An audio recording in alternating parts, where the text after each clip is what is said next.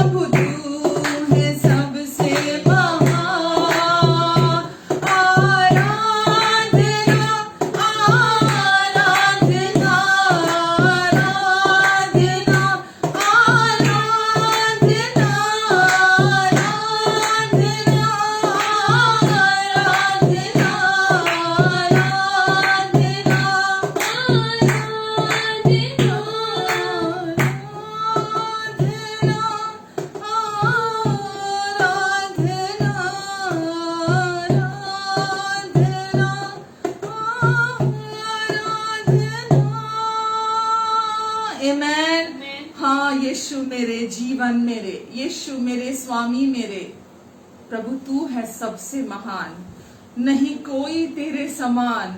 मैं बेठिकाना भटकता रहा अपने जीवन में, प्रभु शांति देने, मुझे शांति देने तू आया पास।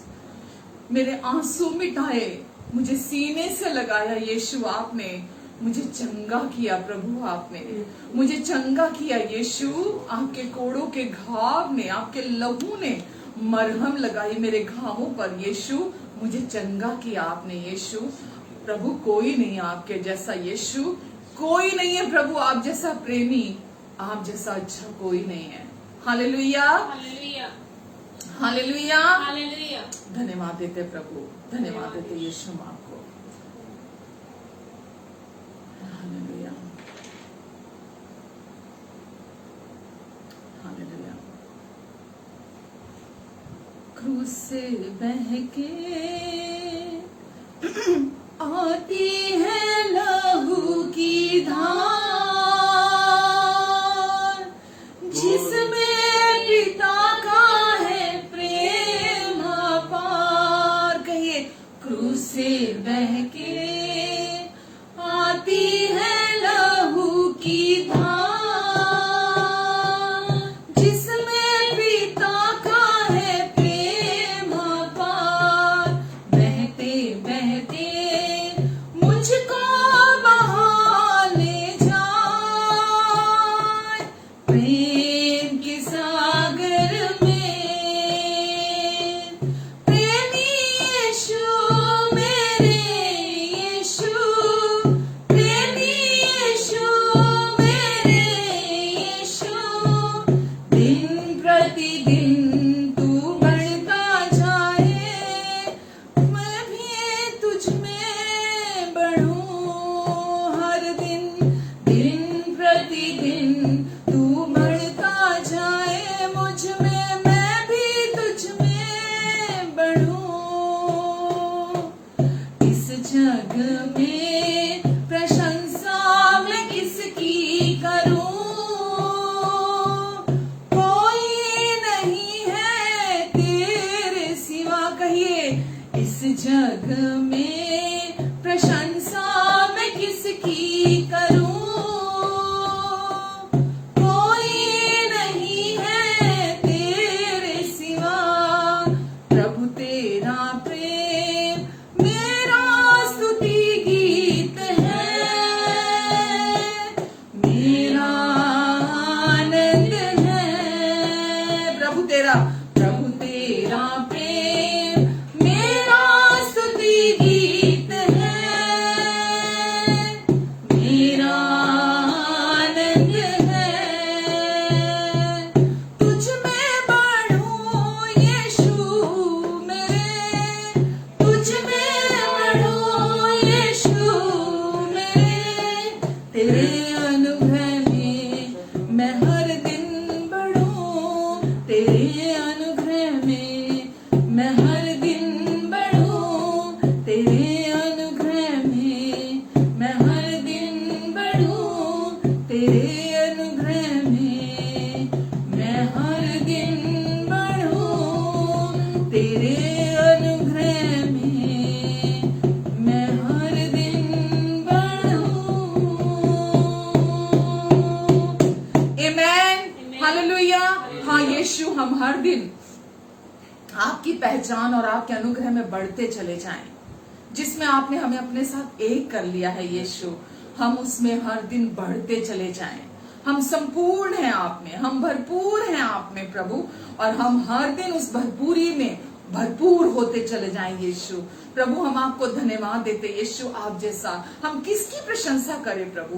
इस दुनिया में कौन है जो अच्छा है प्रभु, प्रभु आपके अलावा कोई अच्छा नहीं है यीशु। दुनिया बदलती है, लोग बदल जाते हैं, वक्त बदलता है, हालात बदलते हैं, रिश्ते बदल जाते हैं प्रभु, पर आप कभी नहीं बदलते यीशु। आपका प्यार कभी नहीं बदलता यीशु। हम किन लफ्जों में आपकी महिमा गाएं प्रभु, हमारे पास लफ्ज थोड़े पड़ जाते हैं यीशु, क्योंकि आप हमारे शब्दों से महान हैं, अधिक हैं, हमारी जिंदगी से बढ़कर हैं प्रभु। आप पर प्रभु हम पूरे दिल से आपको स्तुति और महिमा देते हैं। यीशु आप हमारा प्रेम गीत है, यीशु आप हमारा स्तुति गीत है, यीशु आप हमारे जीने का कारण है प्रभु, क्योंकि जो क्रूस पर आपने अपना लहू बहाया, जो क्रूस पे आपने हमारे लिए अपनी जान दी यीशु, हमने उससे जिंदगी पा ली है प्रभु, हमने उसमें आराम पाया है प्रभु, हमने उसमें शांति पाई है प्रभु, हमेशा का विश्राम पाया है प्रभु। हम धन्यवाद देते हैं प्रभु।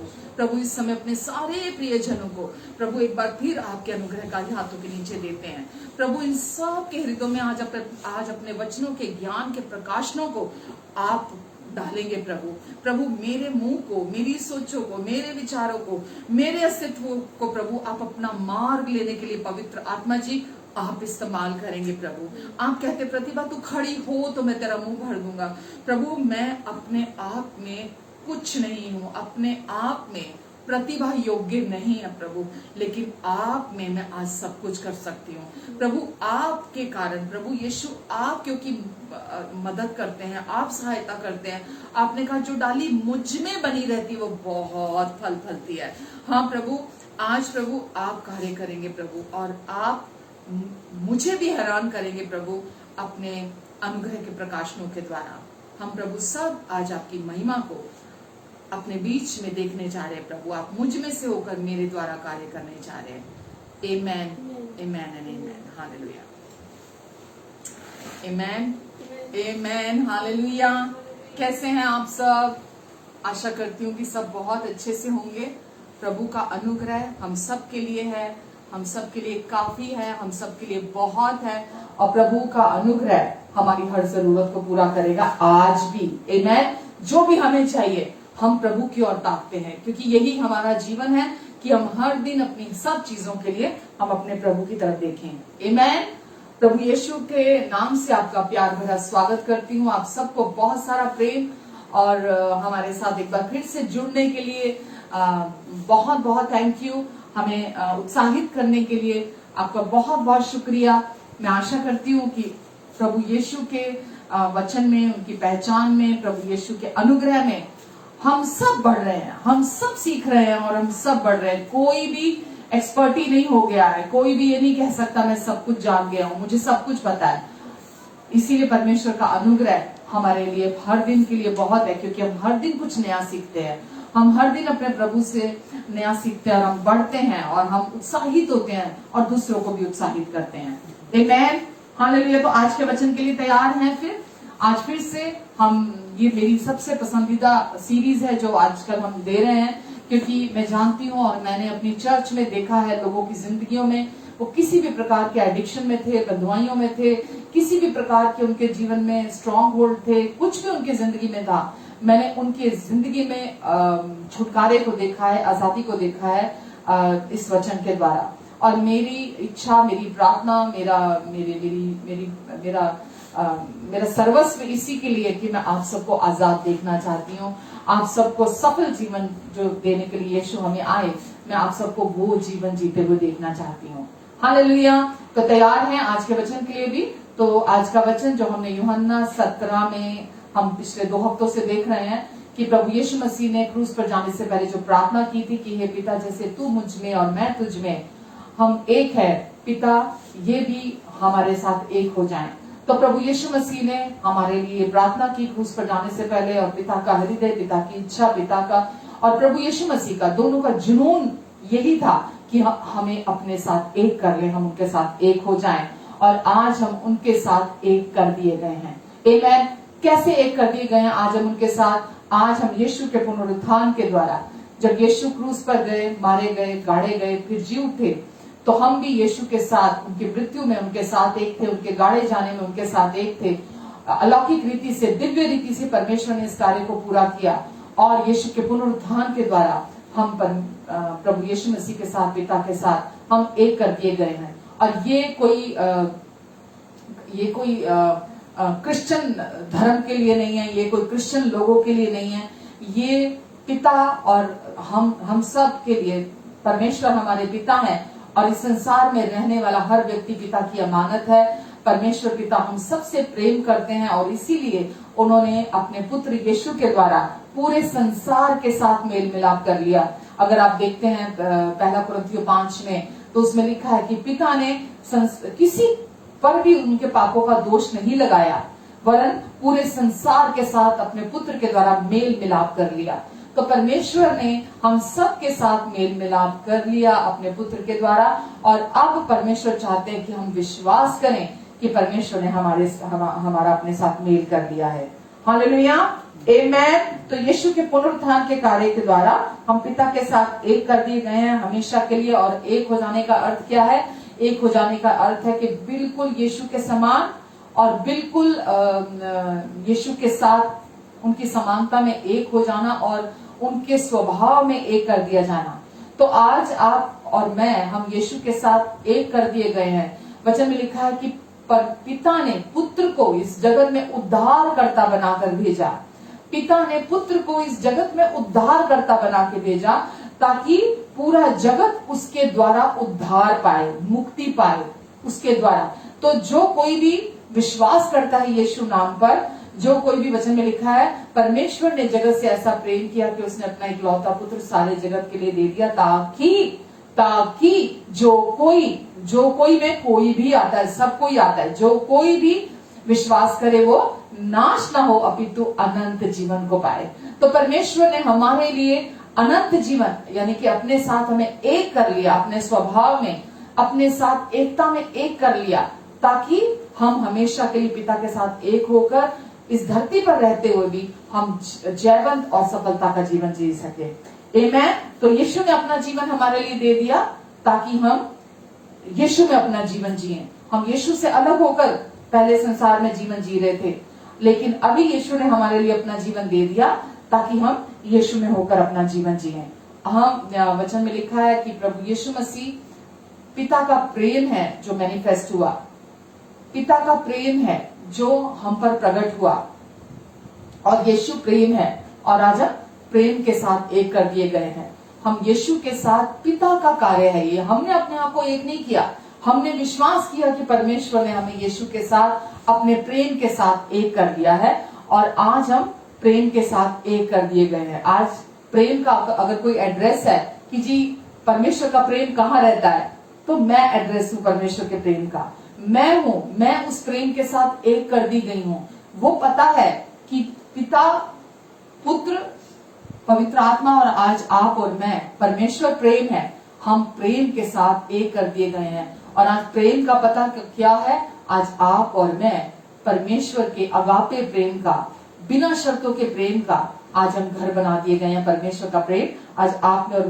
मुझ में वास करता है।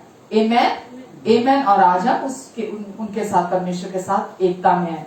और ये जानना इस आवश्यक है ताकि जब वो अलग करने वाली आवाज आपके विचारों में आती है, आपकी सोचों में आती है, जो आपको परमेश्वर से अलग करती है, तो आप चौकन्ने हो जाएं, आप जान जाएं कि परमेश्वर कभी भी आप पर दोष नहीं लगाते हैं, परमेश्वर कभी भी आपके विरोध में नहीं है। वचन में लिखा है, जब परमेश्वर मेरी ओर है तो मेरे विरोध में कौन आ सकता है? जब परमेश्वर ही मुझे धर्मी ठहराने वाला है, जिसने मुझे धर्मी ठहराया है, तो कौन मुझ पर दोष लगा सकता है? तो जब वो अलग करने वाली, आप परमेश्वर से अलग करने वाली आवाज आपके कानों में आती है, तो आप उस पर विश्वास नहीं करते, और आप जब उस पर विश्वास नहीं करेंगे तो आप देखेंगे आप मृत्यु से जीवन की ओर मुड़ते चले जाएंगे। आप पूरा यू टर्न ले लेंगे कि अभी तक तो आपको समझ में ही नहीं आ रहा था कि जीवन में कहाँ गड़बड़ है, कहाँ प्रॉब्लम है, लेकिन अब आपको समझ में आना शुरू हो जाएगा जब आप उस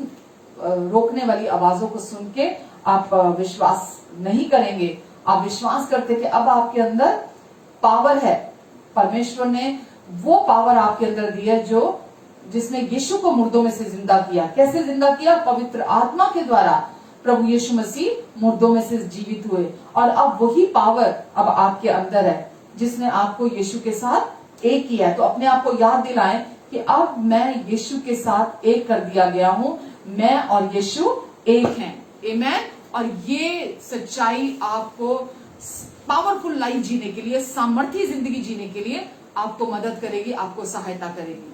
हालेलुया। एक और चीज जो मेरे जीवन में हुई, जब मैंने इस सच्चाई को अंडरस्टैंड किया, मैंने इस सच्चाई को समझा, इस सच्चाई का प्रकाशन जब मेरे हृदय में आया, जो सबसे खास बात, जो सबसे सुंदर बात अब तक की मेरी जो जिंदगी में हुई, वो ये हुई जब मैंने इस बात के प्रकाशन को समझा कि अब मैं यीशु में हूं और यीशु के साथ एक हूं। तो मुझे ये बात परमेश्वर ने रिवील की कि मैं किसी से बेहतर नहीं हूं, मैं किसी से अधिक महान नहीं हूं, मैं किसी से अधिक बड़ी नहीं हूं, मैं किसी से भी बेहतर नहीं हूं। ये सच्चाई को विश्वास करना और इस सच्चाई को जीना तब तक नहीं हो सकता जब तक आप परमेश्वर की सच्चाई पर विश्वास नहीं करते। और सच में इस सच्चाई ने मुझे एक्चुअली में हीलिंग दी। मेरे जीवन में शारीरिक चंगाइयां तो मुझे यीशु में जब मैं आई थी, मुझे शारीरिक चंगाइयां मिली। मैं 5 साल तक डिप्रेशन में थी, परमेश्वर ने मुझे उस डिप्रेशन से बाहर निकाला। मेरे शरीर में कोई हिस्सा ऐसा नहीं था जहां कुछ प्रॉब्लम ना हो, लेकिन परमेश्वर ने मुझे हीलिंग दी जब मैं यीशु में आई। लेकिन एक्चुअल हीलिंग जो मुझे मिली मेरे भीतर, जब मैंने इस सच्चाई को अपने हृदय में समझा कि मैं किसी से भी बेहतर नहीं हूं, मैं किसी से भी ऊंची नहीं हूं, मैं किसी से भी महान नहीं हूं। इस सोच से मुझे छुटकारा परमेश्वर ने दिलाया कि मैं सबके जैसी हूं, मैं खास नहीं हूं, मैं बेहतर नहीं हूं। और इस चीज ने मुझे बहुत चंगाई दी। तो यीशु के साथ एक होने के नाते मैंने ये भी समझा कि परमेश्वर जिससे प्यार करते हैं उसके साथ वो अपनी ग्लोरी को शेयर करते हैं। आमेन।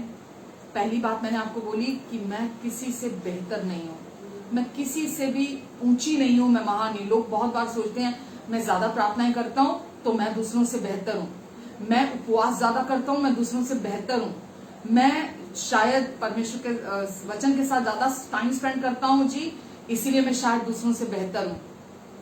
मैंने ये जाना और ये समझा कि मैं किसी से भी बेहतर नहीं हूं, मैं दूसरों से बेहतर नहीं हूं। और अपने आप को ऊंचा और बड़ा समझने की जो सोच थी, उससे परमेश्वर ने मुझे छुटकारा दिलाया कि मैं किसी से बेहतर नहीं हूं। मैं और एक दूसरा विश्वासी हम एक समान है। आमेन। तो परमेश्वर जिसको प्यार करते हैं उसके साथ वो अपनी ग्लोरी को शेयर करते हैं। और इस सोच ने मेरे जीवन में हर एक और सब कुछ को रूपांतरित कर दिया कि परमेश्वर जिसको प्यार करते हैं उसके साथ अपनी महिमा को बांटते हैं, महिमा को शेयर करते हैं।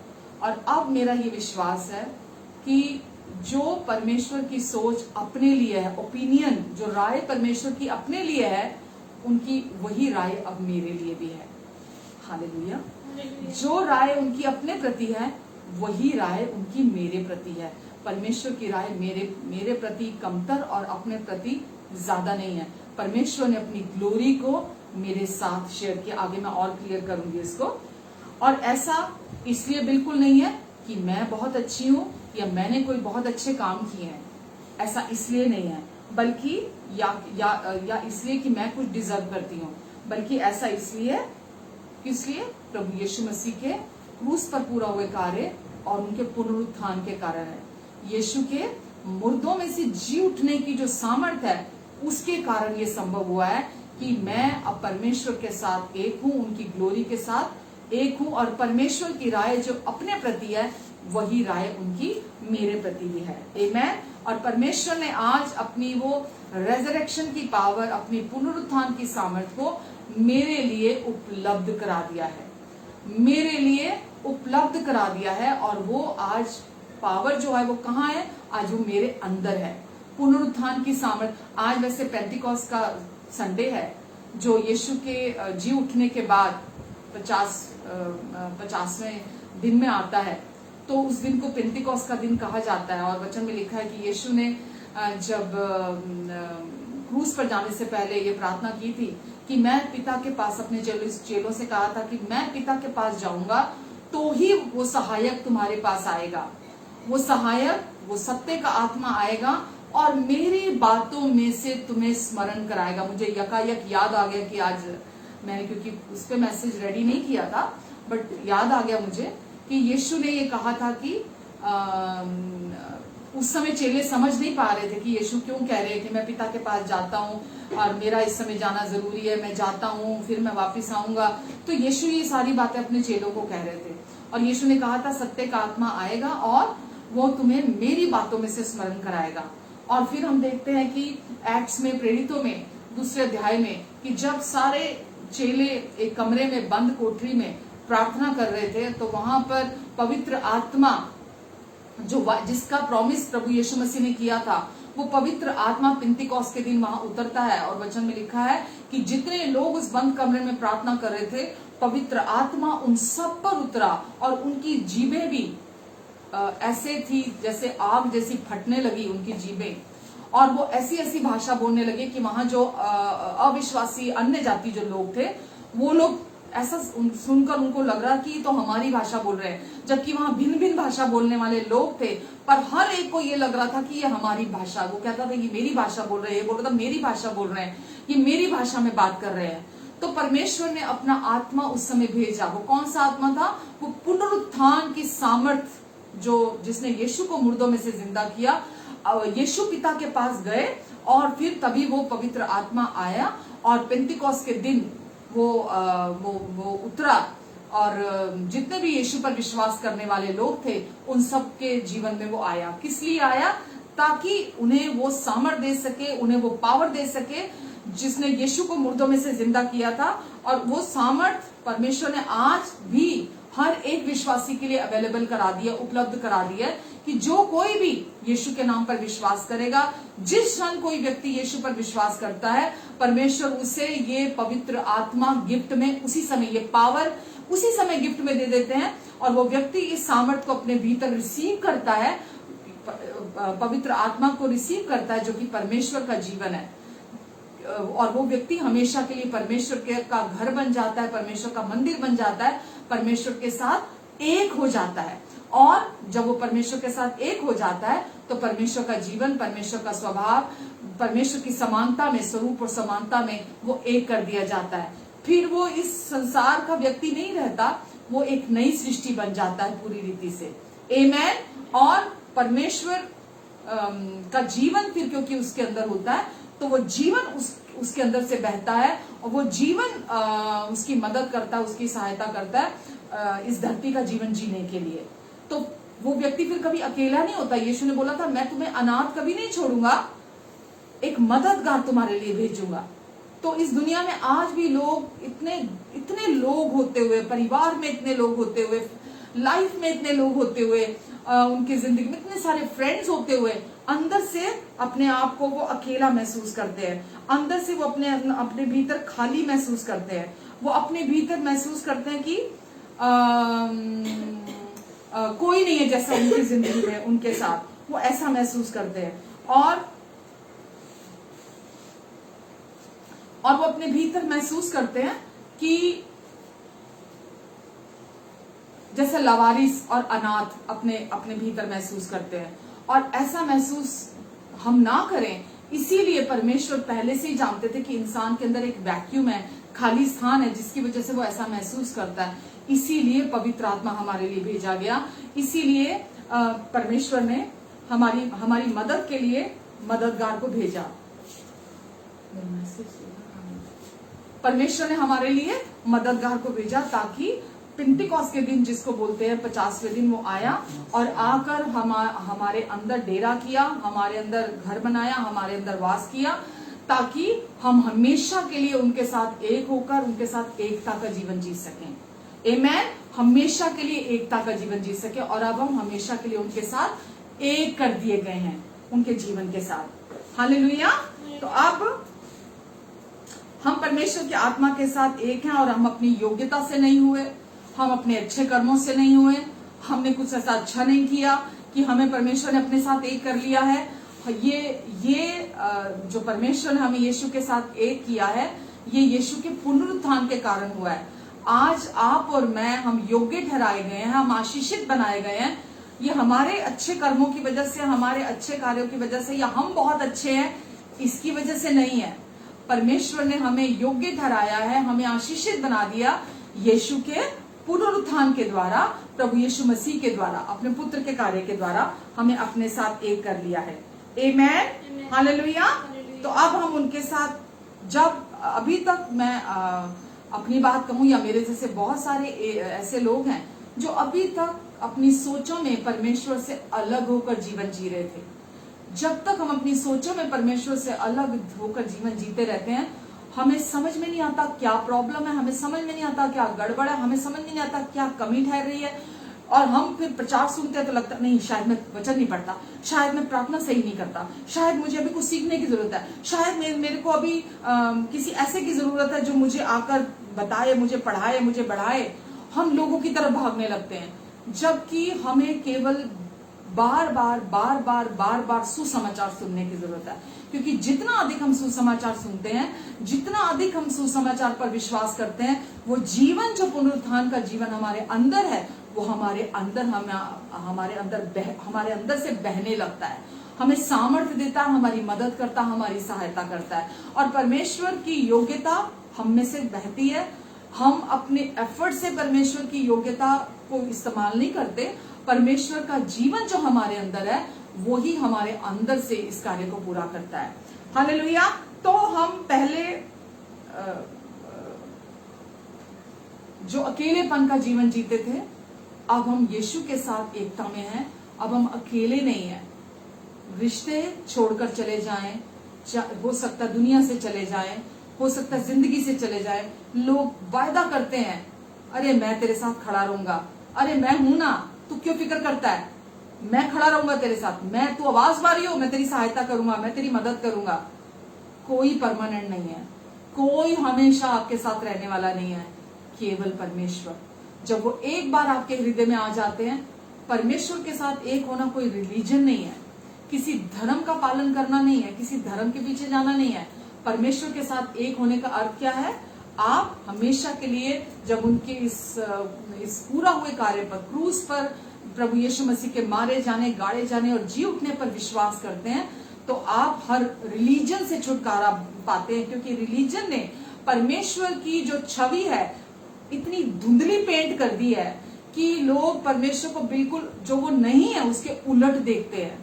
पर जब आप यीशु की तरफ देखते हैं, यीशु के सुसमाचार की तरफ देखते हैं, तो आपको परमेश्वर की सही छवि का ज्ञान होता है कि परमेश्वर कैसे पिता है। आमेन। तो आज आप परमेश्वर के साथ उनके कार्य के, यीशु के पूरा हुए कार्य के द्वारा हमेशा के लिए एक कर चुके हैं। कोई भी कुछ भी मेरे लिए वो नहीं कर सकता था जो परमेश्वर ने यीशु के द्वारा कर दिया। कोई भी कुछ भी आपके लिए वो नहीं कर सकता था जो परमेश्वर ने प्रभु यीशु मसीह के द्वारा आपके लिए कर दिया है। और उस पूरा हुए कार्य के द्वारा मुझे परमेश्वर ने अपने साथ एक कर दिया, आपको परमेश्वर ने अपने साथ हमेशा के लिए एक कर दिया है। और जब कोई भी व्यक्ति, हम बोलते हैं कि क्योंकि अब तुम व्यवस्था के अधीन नहीं, तुम अनुग्रह के अधीन हो, तो पाप तुम पर प्रभुता नहीं करता। इसका अर्थ क्या है? जब आप सच्चाई, परमेश्वर की सच्चाई को बिलीव करने लगते हैं, जैसा मैंने अभी कहा कि अब आप यीशु के समान कर दिए गए हैं, यीशु के स्वभाव के साथ एक कर दिए गए हैं, अब यीशु के साथ जोड़ दिए गए हैं, तो ये सच्चाई आपके जीवन से हर एक दोष को और घमंड को पूरी तरह से खत्म कर देती है।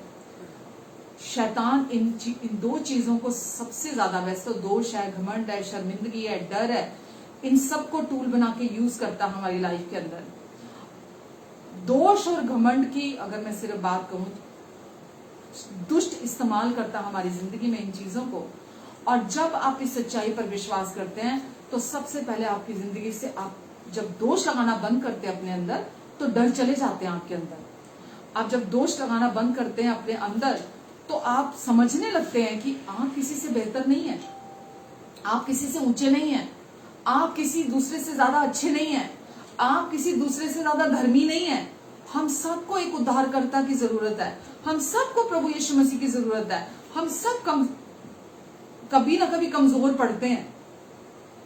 तो आपके अंदर घमंड की जड़ खत्म हो जाती है, आपके अंदर से वो दोष लगाने की, वो जो अभी तक आप अपने आप को जिम्मेवार समझ रहे थे, वो पूरी रीति से आपके जीवन से खत्म हो जाती है।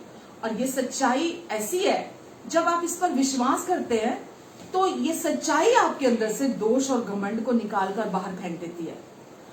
आप और मैं, हम कैसे दोष और घमंड को बाहर निकालेंगे? पर ये इतनी पावरफुल सच्चाई है कि जब आप इसको सुनते हैं अपने लिए, मैं हमेशा अपनी चर्च में भी बोलती हूँ, मैं हमेशा कभी भी प्रचार करती हूँ, मैं सबसे पहले परमेश्वर के इस सुसमाचार का प्रचार करती हूँ कि अब जो मसीह में हैं उन पर दंड की आज्ञा नहीं है। जिनको परमेश्वर ने धर्मी ठहरा दिया उन पर कौन दोष लगा सकता है? परमेश्वर ही तो है जिसने धर्मी ठहराया हमें। तो दोष का दरवाजा, जब अगली बार वो झूठी आवाज आती है आपको बहकाने के लिए, आपको सबसे पहले वो दोष, क्योंकि आपको पता है कि वो दोष लगाने वाली आवाज परमेश्वर की ओर से नहीं है। प्रभु यीशु मसीह आप पर दोष नहीं लगा रहे हैं, पवित्र आत्मा आप पर दोष नहीं लगा रहे हैं। तो आप सबसे पहले जब वो दोष लगाने वाली आवाज आती है, आप सबसे पहले दरवाजा बंद करते हैं कि नहीं, परमेश्वर मुझ पर दोष नहीं लगा रहे हैं, तो मैं इस दोष को अब नहीं लूंगा।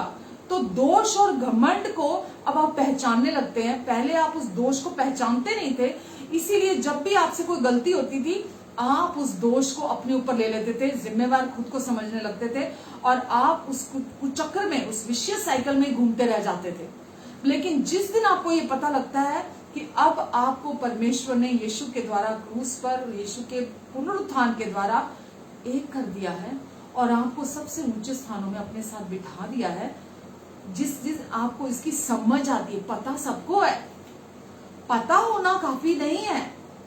जब आप इस सच्चाई को जानते हैं, जानने के बाद विश्वास करते हैं, तो ये सच्चाई आपके जीवन में आजादी को लेकर आती है। आमीन। तो परमेश्वर आपको जो भी चीज आपको चोट पहुंचाती है, परमेश्वर को उससे नफरत है। दोष आपको चोट पहुंचाता है, घमंड आपको चोट पहुंचाता है। परमेश्वर को जो भी चीज आपको चोट पहुंचाती है, परमेश्वर को उससे नफरत है। और जब आप सुसमाचार सुनते हैं, परमेश्वर की सच्चाई को सुनते हैं, इन सारी चीजों को, जो अंदर चोट है, ऑफेंडमेंट है आपके अंदर, जो घमंड है, जो कंडमनेशन है आपके अंदर, सब आपके अंदर से बाहर निकल कर आ जाती है और आपको बुरी रीति से परमेश्वर आजादी देते हैं। आमीन। और आप दोष को बर्दाश्त नहीं करते। यकीन जानिए, मेरे कानों में कोई भी ऐसी आवाज आती है, दुष्ट लेकर आता है कि प्रतिभा ये तूने क्या किया, ये तो तूने सही नहीं किया, प्रतिभा ये तो तूने बहुत गलत कर दिया, मैं उसी समय पहचानती हूँ ये कि ये परमेश्वर नहीं है।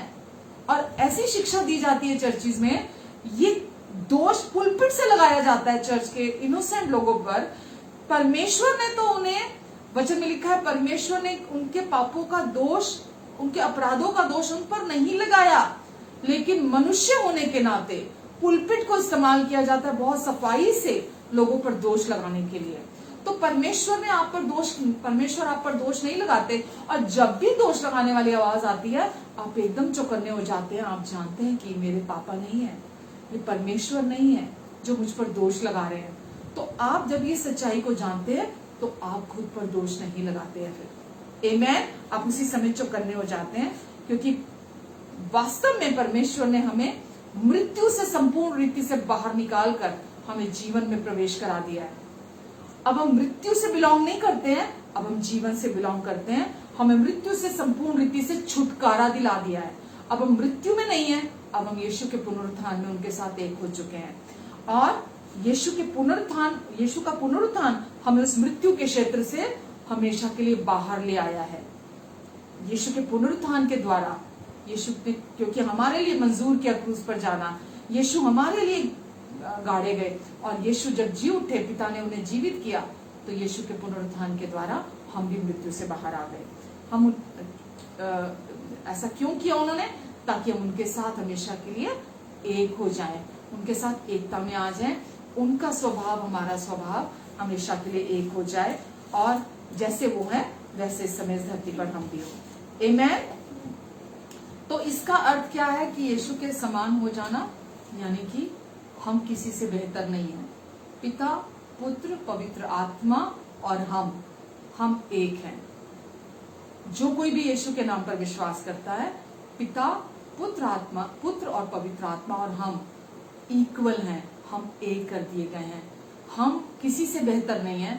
जो कोई भी यीशु के नाम पर विश्वास करता है, हम सब उसी ऑर्डर में आ जाते हैं, हम सब उसी प्रकार एक हो जाते हैं। और यदि कोई हमारा कोई भाई या बहन किसी परीक्षा में से होकर गुजर कर जा रहा है, कोई बीमार है, या किसी के लाइफ में किसी प्रकार की कोई भी परीक्षा है, किसी भी प्रकार की, मैं बहुत सारी चीजें बोलना नहीं चाहूंगी, बट आप समझ जाइए, किसी भी किसी भी प्रकार की परीक्षा से होकर गुजर कर जा रहा होता है, तो अब हम ये जानते हैं कि हम उससे बेहतर नहीं है। इस समय वो परीक्षा के दौर से होकर गुजर कर जा रहा है, पर मैं उससे बेहतर नहीं हूं। तो मैं उस भाई के पास, मैं उस बहन के पास जब जाती हूँ, या मुझे किसी का फोन कॉल आता है, तो मैं जब वो मुझे फोन पर अपने बारे में, उस चुनौती के बारे में, या अपने उस समय के बारे में, जो जिससे भी होकर वो गुजर कर जा रहा है, जो वो बताता है, तो मैं उस पर दोष नहीं लगाऊंगी, मैं उसका न्याय नहीं करने बैठूंगी कि तेरी गलती है, तेरा विश्वास ऐसा है।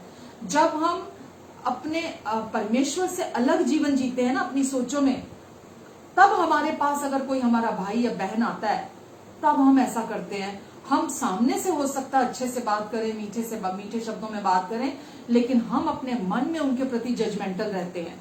हमारा ओपिनियन उनके प्रति हम बना लेते हैं, हम उनके प्रति अपनी एक सोच बना लेते हैं कि ये व्यक्ति ऐसा है। लेकिन जब हम इस सच्चाई को विश्वास करते हैं और हम इस सच्चाई की समझ रखते हैं कि अब मैं किसी से बेहतर नहीं हूं, मैं किसी से ऊंचा नहीं हूं, मैं किसी से अच्छा नहीं हूं, हम सब एक समान हैं, तो जब कोई भाई या बहन, सब चलिए मैं फॉर एन एग्जांपल बीमारी का ही उदाहरण लेकर देती हूँ।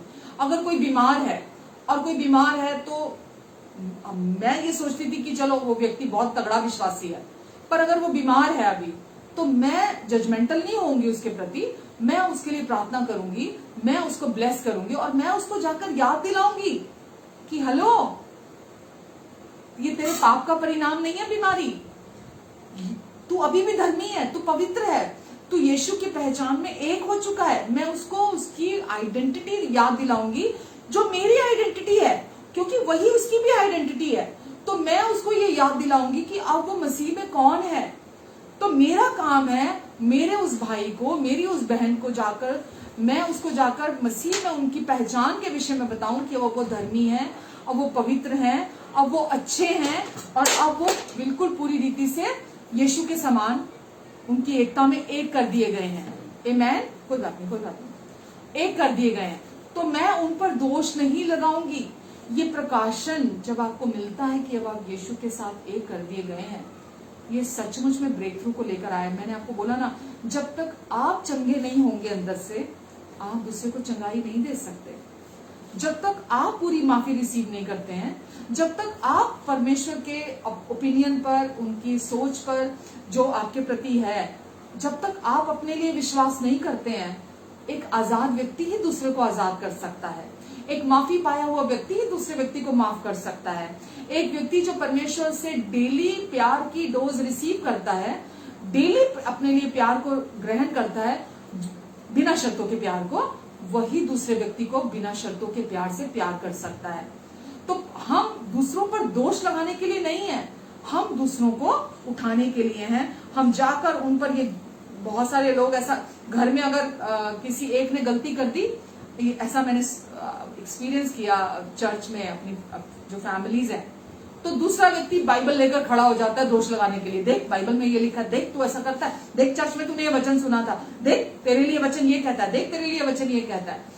तो हम दूसरे अपने भाई और बहन पर जाके वचनों की झड़ी नहीं लगा देते उसके ऊपर जाकर कि देख वचन ये कहता है, देख वचन ये कहता है, देख वचन ये कहता है। वो समय उसका कमजोर समय है, उस समय पर उसे उठाने की जरूरत है हमें। हम उसको उठाते हैं।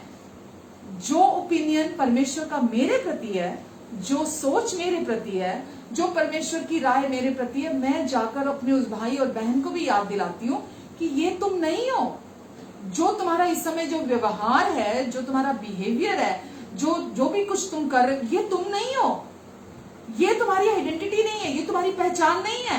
तो मैं उनको जाकर वापस आइडेंटिटी याद दिलाऊंगी कि अरे तुम प्रेम किए गए हो, तुम स्वीकार किए गए हो, परमेश्वर तुम्हें पसंद करते हैं, तुम धर्मी हो, तुम योग्य हो, तुम पवित्र हो परमेश्वर की ब्लेसिंग्स को रिसीव करने के लिए। परमेश्वर ने आपको अपनी नई पहचान दे दी है। तो आप उस व्यक्ति को जाकर दोष नहीं लगाते, बल्कि उस व्यक्ति को जाकर आप ये याद दिलाते हैं कि अब उसकी पहचान क्या है मसीह में, और अब वो हमेशा के लिए यीशु के साथ एक कर दिया गया है। हालेलुया। तो आप उस व्यक्ति के जीवन में हम क्या करते हैं मालूम? हम उस व्यक्ति के जीवन में जाके आधे मन से प्रार्थना करते हैं। पता नहीं क्यों, ढंग का जीवन तो है नहीं, देखो जीवन कैसा है इसका। गलत गलत काम करते हैं और प्रार्थना कराने के लिए बुला लेते हैं। प्रार्थना करानी इनको याद आ जाती है। कैसे परमेश्वर चंगा करेगा इनको? इनका जीवन तो किसी रीति से अच्छा नहीं है। मैं जानता हूं, पर मैं क्या मुंह पे बेइज्जती करूं, पर मैं क्या बोलूं? और हम जाके उस व्यक्ति के जीवन में आधे मन से प्रार्थना करते हैं। पर मेरे प्रियो, जब हम ये विश्वास करते हैं कि अब मैं मसीह के साथ एक कर दिया गया हूं, जैसे मैं एक कर दिया गया हूं, वैसे ही मेरा ये भाई और मेरी बहन भी मसीह के साथ एक कर दिया गया है।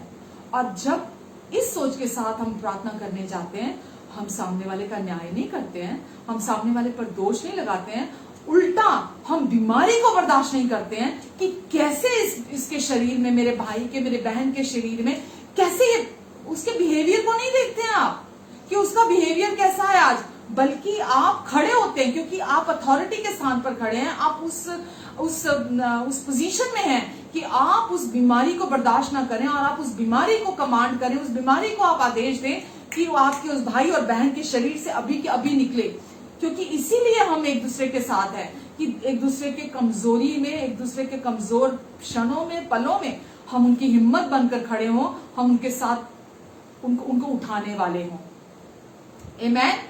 तो हम दोष नहीं लगाते केवल बाहरी तौर पर नहीं, क्योंकि हमारे अंदर कार्य हुआ है, हमारे अंदर रूपांतरण हुआ है, हमारे अंदर ट्रांसफॉर्मेशन हुआ है, हम भीतर से बदले हैं। अनुग्रह कोई प्रचार नहीं है, धार्मिकता कोई प्रचार नहीं है, ये आइडेंटिटी है हमारी। हम जब वचन कहता हम यीशु के साथ एक हुए हैं, एक होने का मतलब एक हो चुके हैं। एक होने का मतलब केवल कहने की बात नहीं है, ये हम यीशु के द्वारा एक कर दिए गए हैं।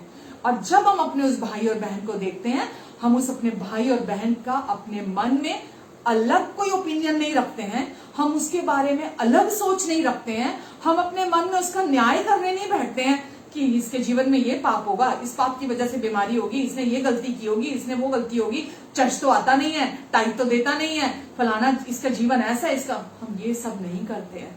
हम परमेश्वर के प्रेम का घर हैं, हम उस प्रेम के साथ एक कर दिए गए हैं, हम उस प्रेम के साथ एकता में आ चुके हैं।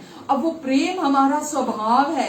अब हम मसीह में एक कर दिए गए हैं, एक बॉडी ऑफ क्राइस्ट, हम एक बना दिए गए हैं मसीह में। और इसीलिए हम जाकर उस बीमारी को बर्दाश्त नहीं करते हैं, हम शैतान के काम को बर्दाश्त नहीं करते हैं। उस शरीर में वो कैसे जगह बना सकता है? बिकॉज वी आर वन, हम एक हैं, हम एक बॉडी है, हम एक देह है, हम एक शरीर है। तो हम उस बॉडी, क्योंकि हमारे पास पावर एंड अथॉरिटी है, हम अपने, जब हम कहते हैं कि हम मसीह की देह हैं, तो कोई आंख है, कोई नाक है, कोई मुंह है, कोई हाथ है, कोई उंगली है, कोई बाजू है, कोई पैर की उंगली हो सकता है, कोई बाहरी ऑर्गन है, कोई भीतरी ऑर्गन है।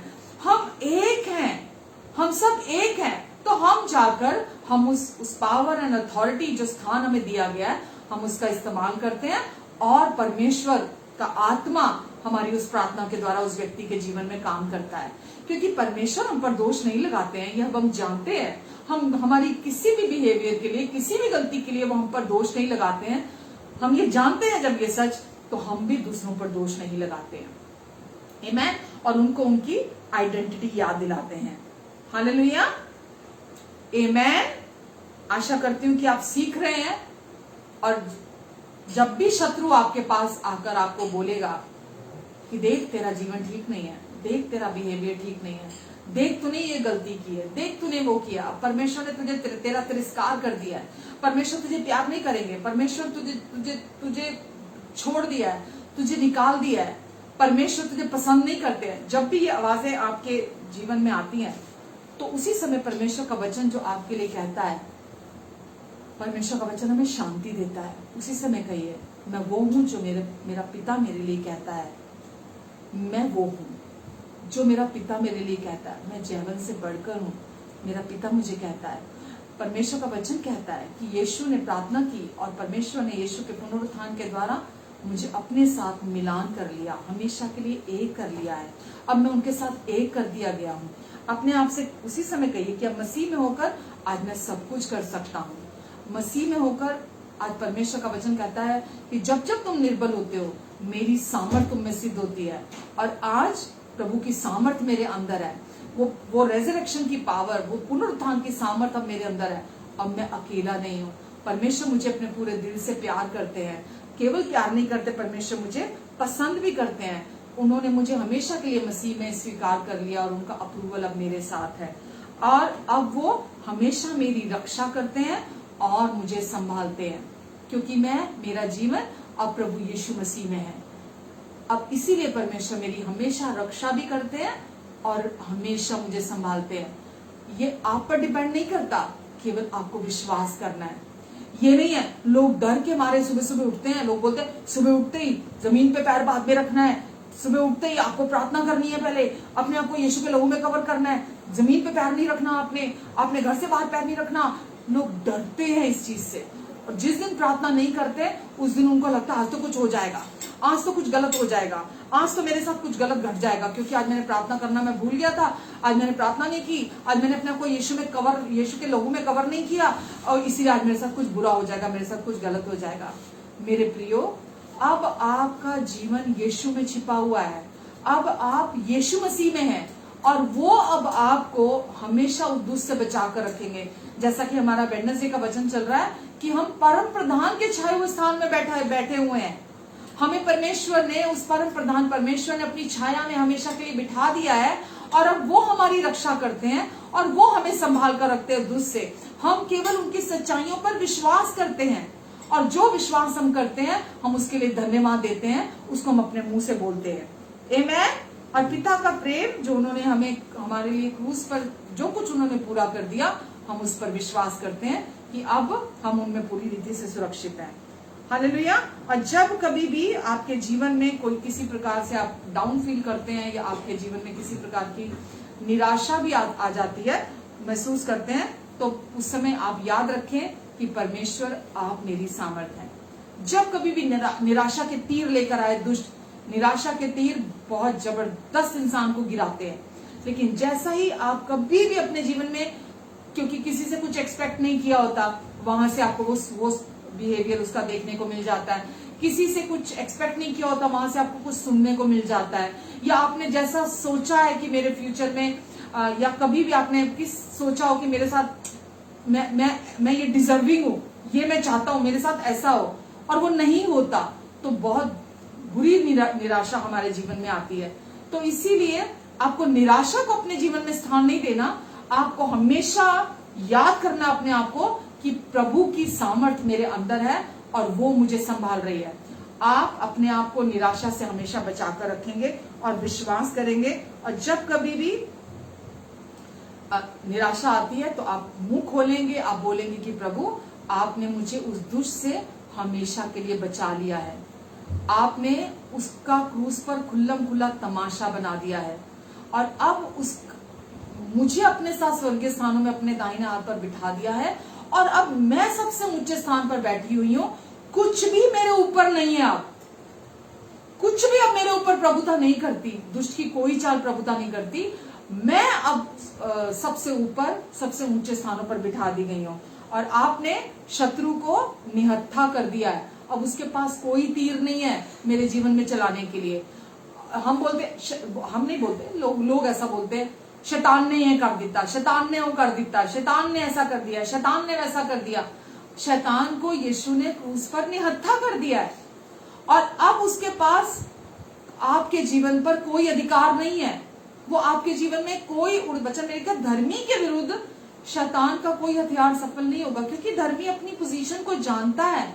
धर्मी जानता है कि अब वो कौन है, धर्मी जानता है कि परमेश्वर उसको कितना प्यार करते हैं, धर्मी जानता है कि परमेश्वर ने उससे अपनी धार्मिकता में अपने साथ मिला लिया, एक कर दिया है। धर्मी जानता है कि यीशु ने क्रूस पर क्या कार्य पूरा कर दिया है। तो धर्मी ये जानता है कि शैतान को यीशु ने निहत्था कर दिया है, उसे हरा दिया है, और अब उसका मेरे ऊपर कोई अधिकार नहीं है, और अब वो मुझ पर दोष नहीं लगा सकता। उसके पास वो पावर एंड अथॉरिटी नहीं है मेरे ऊपर दोष लगाने की, तो अब वो आप पर दोष नहीं लगा सकता। जब आप अपनी ट्रू आइडेंटिटी जो यीशु में है, जब आप उसे जानते हैं कि अब आप मसीह में कौन है, मसीह में एक कर दिए गए हैं परमेश्वर के साथ, तो आप उसके दोष को नहीं लेते, वो आप पर दोष नहीं लगा सकता। आप उस दोष को पहचानते हैं और आप विजय में चलते हैं। आप खुद भी आजादी का जीवन जीते हैं और आप दूसरों को भी आजादी का जीवन जीने में मदद करते हैं। यूहन्ना 8 में एक कहानी है, उसमें वचन में लिखा है कि फरीसी और शास्त्री एक स्त्री को लेकर आते हैं जो व्यभिचार करते हुए पकड़ी जाती है। उस स्त्री को लेकर आते हैं प्रभु की उपस्थिति में जहां यीशु होते हैं, और वहां पकड़ कर लेकर आते हैं। वो बोलते हैं कि मूसा की व्यवस्था में तो लिखा है कि इस स्त्री को मार दिया जाए, तब तक पत्थर मारे जाएं इस स्त्री पर जब तक वो मर ना जाए, तब तक इस पर पत्थर मारते रहो। पर हे गुरु, तू क्या कहता है कि इस स्त्री के साथ क्या किया जाए? वो यीशु को फंसाना चाहते थे कि अगर ये कहेगा कि मूसा की व्यवस्था के अनुसार इस पर पत्थरवाह किया जाए, तो वो कह सकते हैं अरे तू तो व्यवस्था के विरोध में प्रचार करता है।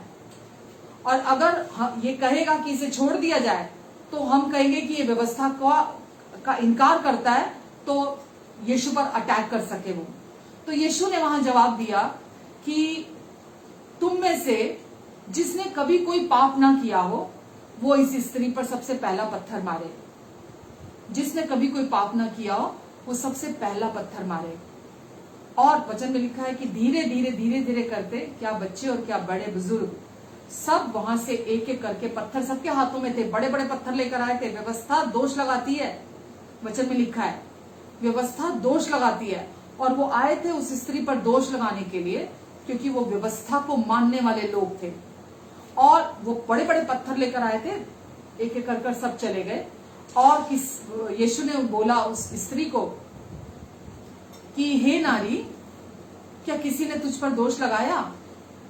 वो कहती है नहीं प्रभु, किसी ने नहीं। जितने भी वो थे, जितने भी लोग वहां थे, किसी ने भी मुझ पर दोष नहीं लगाया।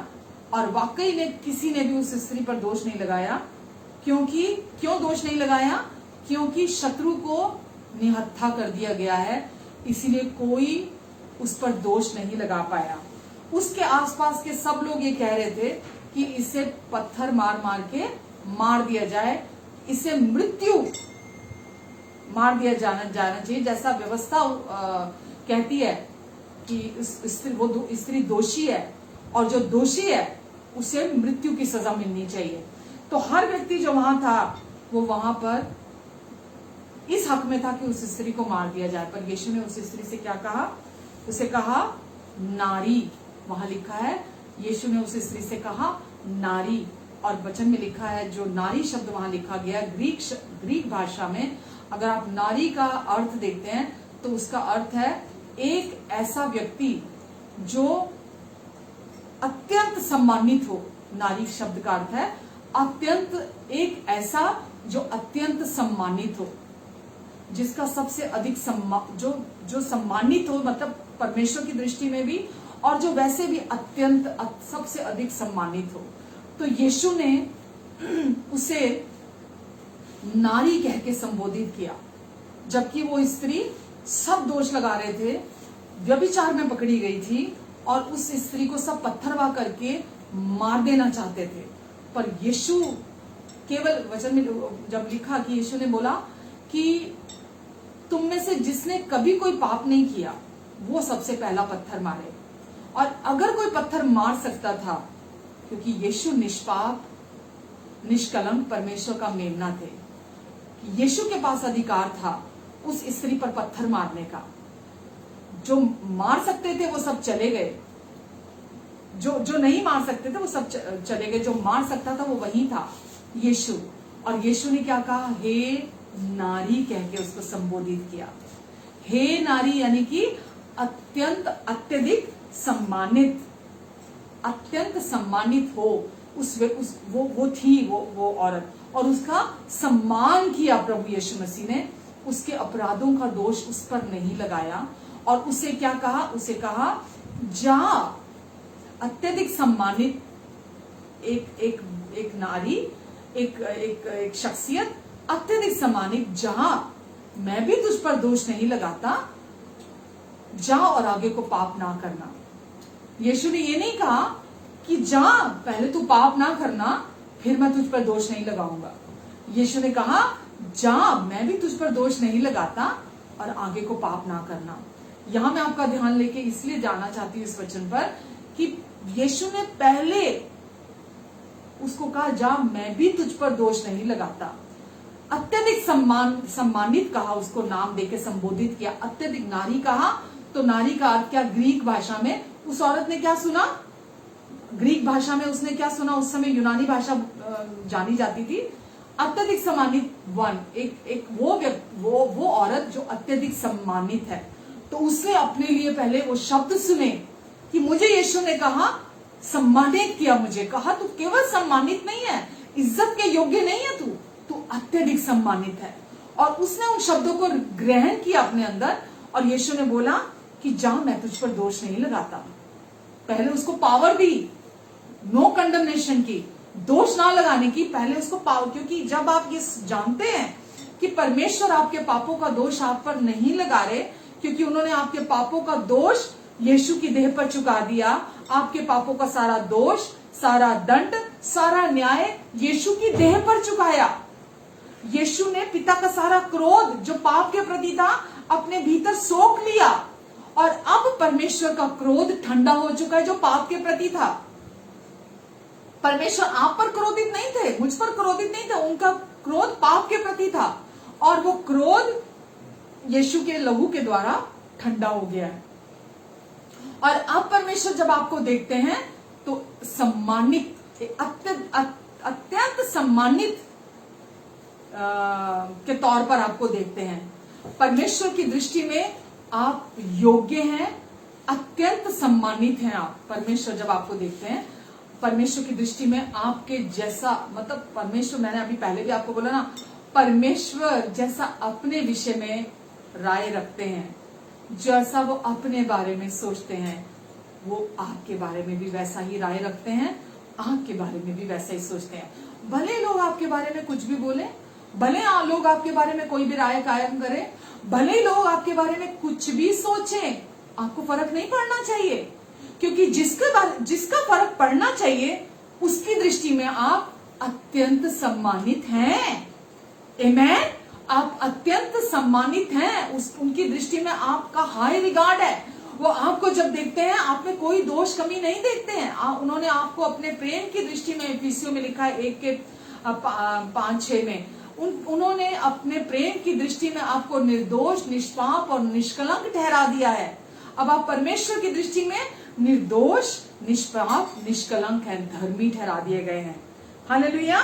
तो परमेश्वर, हम यहाँ पर पिता का प्रेम और यीशु का प्रेम देखते हैं, ताकि जब कभी भी हम किसी व्यक्ति को, किसी भी इंसान को ऐसी परिस्थिति में अगर हम देखें जैसा वो व्यभिचार में पकड़ी गई स्त्री थी, यदि हम किसी को भी ऐसी परिस्थिति में देखते हैं, ऐसे हालात में देखते हैं किसी को भी अपने इस धरती के जीवन पर, तो हम परमेश्वर की संतान होने के नाते हम उनको वैसा देखते हैं जैसा परमेश्वर उनको देखते हैं।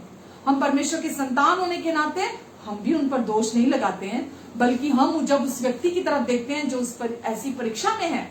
आज बहुत सारे लोग ऐसे हैं जो आपको पता है, दुष्ट इस समय पर बड़ी तेजी से अपने झूठ को फैला रहा है और लोग बहुत सारी गंदगियों में फंसे हुए हैं और वो जानते नहीं उसमें से कैसे बाहर निकल कर आना है।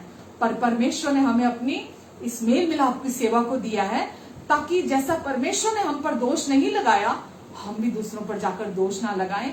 हम भी जब उन्हें किसी भी ऐसे गड्ढे में देखते हैं, किसी पाप के गड्ढे में देखते हैं, किसी बुराई में देखते हैं, किसी गंदगी में देखते हैं, दुष्ट के किसी काम में उन्हें फंसा हुआ देखते हैं, हम भी उन्हें देखकर परमेश्वर की दृष्टि से देखें। हम उनके प्रति जो सोच हमारी हो, जो राय हमारे प्रति हो, हम जजमेंटल ना हो उनके प्रति।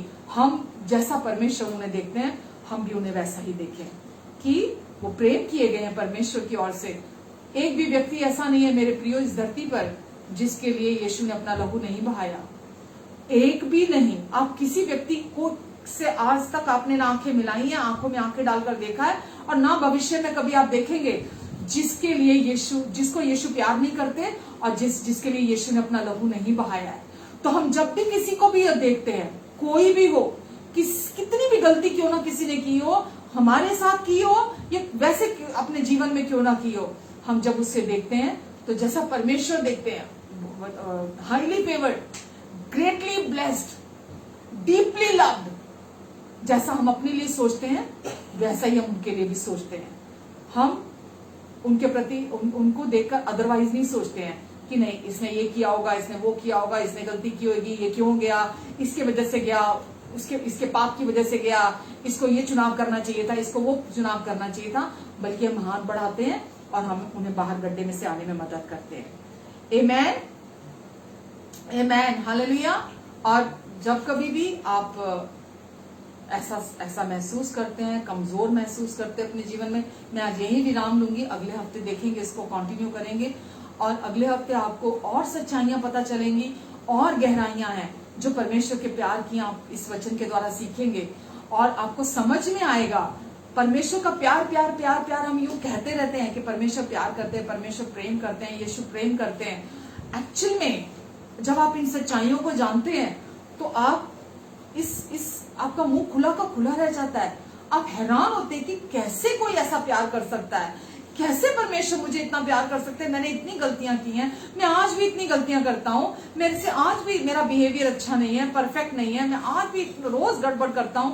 लेकिन यकीन जानिए, सचमुच में अगर आप छुटकारा चाहते हैं तो आप परमेश्वर के सुसमाचार को सुने और इस सच्चाई को जाने कि परमेश्वर ने आपको हमेशा के लिए इसीलिए अपने साथ एक कर दिया ताकि आपको वो दुष्ट से बचा सके, दुष्ट के झूठ से आपको बचा सके। दुष्ट जो भी आपके जीवन में दोष और घमंड को लेकर आता है, आप उसको पहचान सके, आप वो दरवाजा बंद कर सके, और जो जीवन जीने के लिए प्रभु यीशु मसीह आपको आए, आप उस जीवन को भरपूरी के साथ, आनंद के साथ जिएं, और आप अपने लिए भी वही सोच और राय कायम रखें और दूसरों के लिए भी वही सोच और राय कायम रखें कि परमेश्वर उनको निर्दोष, निष्पाप और निष्कलंक देखते हैं। परमेश्वर उन पर दोष नहीं लगाते, और परमेश्वर ने उन्हें मसीह के द्वारा हमेशा के लिए एक कर दिया है, अपने साथ जोड़कर एक आत्मा कर लिया है। आमेन, हालेलुया। आई बिलीव कि आज भी आपने सीखा होगा, आज भी आपको समझ में आया होगा कि कैसे यीशु ने अपने पुनरुत्थान के द्वारा हमें अपने साथ किस खूबसूरती से एक कर लिया है, और हमें अपनी पहचान में अपने साथ एक करके अपना स्वभाव एक कर भी हमें दे दिया, और अब हम यीशु के साथ एक कर दिए गए। आमेन, हालेलुया। पिता, आज के वचन के लिए मैं आपको धन्यवाद देती हूँ। परमेश्वर, आपने पवित्र आत्मा के द्वारा जो सबके हृदयों में कार्य किया है, सारी महिमा मैं उससे आपको देती हूँ यीशु। और पिता, इस वचन के द्वारा जो लोगों के हृदयों में आपने बोया है, 30 गुना, 60 गुना, 100 गुना फल की कटनी हम काटेंगे। आमेन, आमेन, आमेन। आइए, इस समय अगर आप प्रभु भोज के लिए तैयार है, अगर आप पहली बार जुड़े हैं तो आप कोई भी रोटी और ब्रेड ले सकते हैं, कोई भी शरबत, कोई भी जूस आप ले सकते हैं। यदि आप यीशु के क्रूस पर पूरा हुए कार्य पर विश्वास करते हैं, आप प्रभु भोज लेने के लिए तैयार हैं, तो किसी की बातों को ना सुने कि आप पता नहीं ले सकते हैं कि नहीं ले सकते हैं। यदि आप यीशु के क्रूस की मृत्यु को जानते हैं, उन्होंने आपके लिए जो क्रूस पर पूरा कर दिया, आप प्रभु भोज ले सकते हैं। हालेलुया। आइए, वचन में लिखा है कि यीशु जिस रात क्रूस पर पकड़वाए जाने वाले थे, यीशु ने रोटी ली और तोड़ी और कहा, ये मेरी देह है जो तुम्हारे लिए तोड़ी जाती है। यीशु ने हमें अपने साथ एक करने के लिए अपनी देह दे दी, अपनी देह तोड़वाने के लिए दे दी, और हमें अपने साथ चंगाई में एक कर लिया है, अच्छी सेहत में एक कर लिया है, अपनी महिमा में एक कर लिया है। हम हमेशा के लिए अब यीशु के जैसे हैं। यीशु बूढ़े नहीं है, हम भी, हमारे जीवन में भी बुढ़ापा आ नहीं सकता, समय से पहले नहीं आ सकता। मैं हमेशा, चाहे आप हंसे इस बात को लें, मैं हमेशा विश्वास करती हूँ कि जैसे यीशु 33.5 साल की उम्र में यीशु क्रूस पर गए और मारे गए, गाड़े गए, उठा लिए गए, जैसा यीशु है इस समय, वैसा ही मैं भी हूँ इस समय इस धरती पर। मैं अपने लिए विश्वास करती हूँ कि यीशु की एज जो है 33.5 ईयर्स है, मेरी भी 33.5 इस समय भी मेरी उम्र उतनी ही है। तो जो हम विश्वास करते हैं परमेश्वर हमारे लिए वैसा ही करते हैं। आमेन। और आप जीवन को पाते हैं, मृत्यु को नहीं। तो आइए हम विश्वास करते हैं कि यीशु ने अपनी नई वाचा का लहू हमारे लिए बहाया, हमें पास्ट, प्रेजेंट और फ्यूचर के पापों से छुड़ाया, हमें अपने साथ एक कर दिया, और अब हम यीशु के पुनरुत्थान के द्वारा यीशु के साथ एक कर दिए गए हैं। आमेन। आइए यीशु की देह में से खाते हैं और इस प्याले में से पीते हैं। Thank you, Jesus, for the hallelujah. Thank you, Jesus.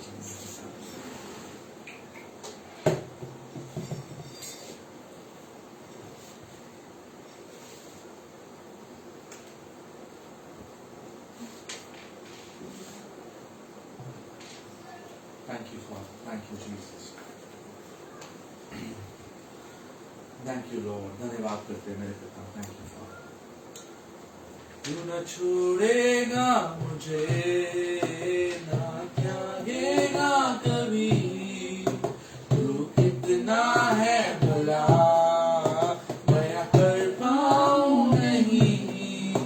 तू न छोड़ेगा मुझे, ना त्यागेगा कभी, तू कितना है भला, मैं कर पाऊं नहीं। तेरे वचनों ने दी मेरे मार्ग पे रोशनी, तेरे वायदों से मुझे नई सामर्थ मिली। तेरे वचनों ने दी मेरे मार्ग पे रोशनी, तेरे वायदों से मुझे नई सामर्थ मिली। यीशु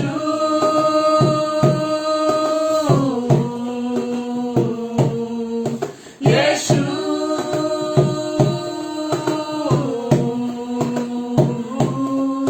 कोई संदेह ना मुझे तेरे प्यार पे खुदा, क्योंकि क्रूस पे तूने मेरे पापों को लिया। कोई संदेह ना मुझे तेरे प्यार पे खुदा, क्योंकि क्रूस पे तूने मेरे पापों को लिया। तेरे वचनों ने दी मेरे मार्ग पे रोशनी, तेरे वायदों से मुझे नई सामर्थ मिली। तेरे वचनों ने दी मेरे मार्ग पे रोशनी, तेरे वायदों से मुझे नई सामर्थ मिली। यीशु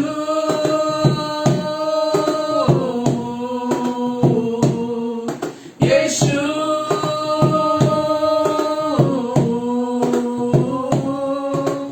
तू ही है आसरा खुदा,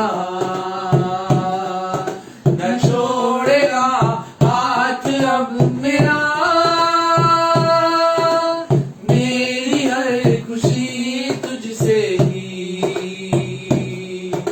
न भूल तेरे प्यार को कभी।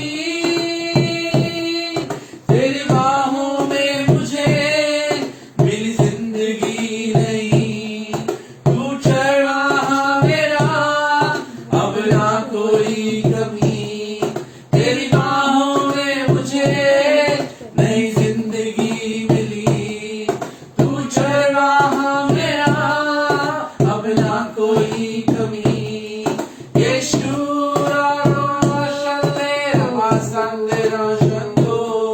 यीशु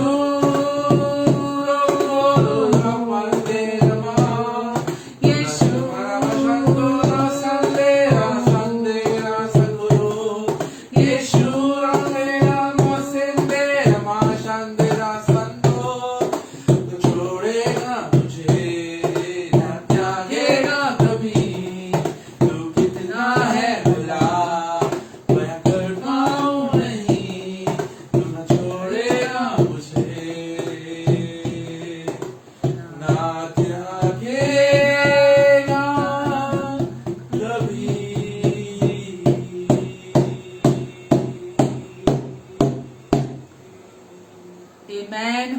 हालेलुया। हाँ प्रभु, यही कॉन्फिडेंस है हमारा यीशु आपके वचन पर, क्योंकि आपका वचन हमें बताता है कि आप हमें कभी नहीं छोड़ेंगे, कभी नहीं त्यागेंगे यीशु। हम धन्यवाद देते हैं प्रभु, धन्यवाद यीशु कि आपने हमें ये जिंदगी दी, अपना जीवन बहा दिया आपने क्रूस पर, ताकि हम इस धरती पर कॉन्फिडेंट लाइफ जी सकें। वचन में लिखा है धर्मी जवान शेरों की तरह निडर होते हैं। प्रभु हम धन्यवाद देते हैं आपको यीशु। प्रभु आज आपने हम सबको इकट्ठा किया और आपने अपने पवित्र आत्मा की बहाली दी, हम धन्यवाद देते हैं इसके लिए आपको प्रभु जी। हर एक को प्रभु इस समय में आपके अनुग्रहकारी हाथों के नीचे देती हूँ। हर एक अपने प्रियजन को प्रभु आप इन पर अपना अनुग्रहकारी हाथ बनाकर रखेंगे, इनके आने जाने पर अपनी आशीष को देंगे, अपने मुख का तेज इनके मुख पर चमकाएंगे प्रभु जी। आपने इन्हें सर बनाया, पूछ नहीं, ऊपर रखा नीचे नहीं, आशीषित है घर के अंदर भी और घर के बाहर भी। प्रभु आप इनकी हर जरूरत को अपनी महिमा के उस धन से जो मसीह यीशु में पूरी करेंगे। आपका प्रॉमिस है कि तुम उन बड़े बड़े नगरों में जाकर रहोगे जो तुमने नहीं बसाए, उन बड़े बड़े पदार्थों से भरे हुए घरों में रहोगे जो तुमने नहीं भरे, उन कुओं का पानी पियोगे जो तुमने नहीं खोदे, उन दाखलता की बारियों और जैतून के वृक्षों का फल खाओगे जो तुमने नहीं लगाए। आपने ये प्रॉमिस क्रूस पर पूरा कर दिया है और यीशु में हाँ और आमीन के साथ है प्रभु, और हम भी इस पर आमीन कहते हैं और हम धन्यवाद देते हैं। हम इस प्रॉमिस के मैनिफेस्टेशन को देखने जा रहे हैं प्रभु अपनी जिंदगी से। हम धन्यवाद देते हैं प्रभु आपको। धन्यवाद यीशु, आप दुष्ट की हर युक्ति हर चाल से आप इन्हें बचा कर रखेंगे, दुष्ट के हर झूठ और धोखे से, उसकी हर सांस जो झूठ फूंकती है प्रभु, आपका प्रॉमिस है आप इनकी रक्षा करेंगे प्रभु उससे, और आप इन्हें संभालेंगे हर कदम पर यीशु। केवल ये विश्वास से धन्यवाद दें आपको प्रभु, क्योंकि ये कार्य आपने क्रूस पर पूरा कर दिया है। धन्यवाद देती हूँ प्रभु मैं आपको। प्रभु आप आपकी महिमा इनके द्वारा प्रकट हो इस पूरे सप्ताह में, आपकी रोशनी इनके द्वारा चमके, आपका अगापे प्रेम इनके द्वारा हर तरफ महके प्रभु। प्रभु ये जहां भी जाएंगे परमेश्वर आपका जीवन इनमें से बहेगा। आपने कहा जो कोई भी मुझ पर विश्वास करता है जीवन के जल की नदियां उसमें से बह निकलती हैं। प्रभु ये बीमारों के बीच में जाएंगे तो चंगाई इनमें से बहेगी, इनकी उपस्थिति से बीमार चंगे हो जाएंगे प्रभु जी। ये जहां कहीं भी जाएंगे क्योंकि ये आपसे भरे हुए हैं प्रभु, आपका जीवन इनमें से बहेगा प्रभु, और लोगों की जिंदगियों में आपके चिन्ह और चमत्कार होंगे प्रभु जी। धन्यवाद देती हूँ प्रभु मैं आपको। धन्यवाद यीशु, ये आपकी पहचान और आपके अनुग्रह में निरंतर बढ़ते चले जाएं यीशु, बढ़ते चले जाएं प्रभु, क्योंकि अब आपके अनुग्रह से आपने इन्हें भर दिया है, आपकी पहचान में इन्हें इस्टेब्लिश कर दिया है प्रभु। इसीलिए ये निरंतर जिसमें आपने इन्हें इस्टेब्लिश किया है ये उसमें बढ़ते चले जाएं प्रभु जी। आपका अनुग्रह और शांति इनके जीवन में मल्टीप्लाई हो जाए प्रभु यीशु के नाम से। धन्यवाद प्रभु। मेरी और प्रार्थना है इनके लिए प्रभु, आप इन्हें अपनी बुद्धि में बढ़ाएं प्रभु, आपकी बुद्धि और प्रकाशनों में ये बढ़ते चले जाएं। हाँ प्रभु, इस संसार में जब ये रहते हैं सांप की तरह चालाक और कबूतर की तरह भोले होकर जिएं, ताकि कोई इनका नाजायज फायदा ना उठाने पाए। जब भेड़ के रूप में भेड़िए प्रवेश करते हैं प्रभु, ये पहचान जाए कि कौन आपकी भेड़ है और कौन भेड़ के रूप में भेड़िया है प्रभु। आप इन्हें अपनी बुद्धि दे और प्रभु अपना प्रकाशन दे, अपना फेवर दे प्रभु। धन्यवाद। मेरी आज ये प्रार्थना है प्रभु, और मैं धन्यवाद देती हूँ यीशु कि आपने इसका उत्तर दे दिया है। और अब प्रभु आपने इन्हें अपनी पहचान का आत्मा दे दिया प्रभु, अपने प्रकाशन का आत्मा दे दिया प्रभु, और प्रभु अब ये उसमें निरंतर चलेंगे और हमेशा जय में चलेंगे। आमीन, आमीन, आमीन। Hallelujah. Amen. God bless you all, love you all. अपना ध्यान रखें, अपनों का ध्यान रखें, हर दिन आनंदित होकर जीवन जिएं, और आज का मैसेज बार बार सुने, इसे दूसरों के साथ शेयर करें, लाइक करें, कमेंट करें, शेयर करें, और YouTube पे भी जो हमारा चैनल है वहां जाकर प्रतिभापुरी के नाम से है, आप वहां जाकर भी सब्सक्राइब करें, और दूसरों के साथ भी YouTube का हमारा वो जो चैनल है, जो भी उसमें मैसेजेस हैं, दूसरों के साथ शेयर करें वहां जाकर, ताकि दूसरे लोग भी उस आजादी में जिए जो देने के लिए यीशु हमें आए थे। Thank you very much. जिस तरह से भी आप हमें सपोर्ट करते हैं, God bless you in many folds, God bless you in many folds. प्रभु कई गुना आपको आशीष दे और बहुगुणित करे। Amen, amen and amen. Thank you.